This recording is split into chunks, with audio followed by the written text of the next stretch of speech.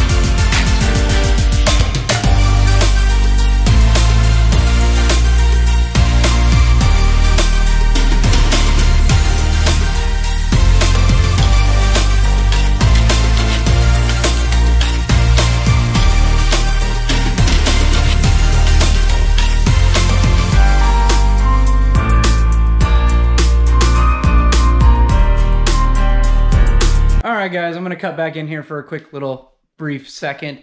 So what was going on, you guys are watching, was me trying to get this thing all wired up and trying to figure out where all the hoses went. Subarus have a lot of hoses and they have a lot of wires in a very condensed space because everything's on top. So I was having a little bit of trouble trying to remember where everything went.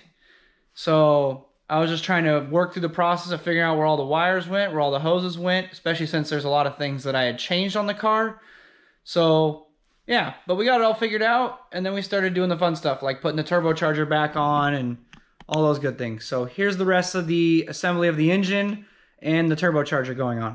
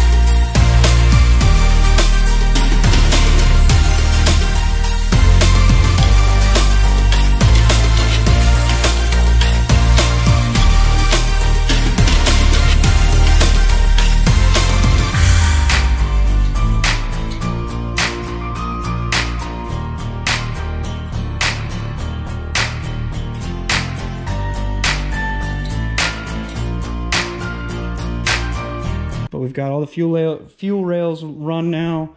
We've got the intake is fully on and assembled. Yeah, this thing's almost ready to go back in. We've got to put the exhaust on and a few other miscellaneous pieces. This thing's going back in.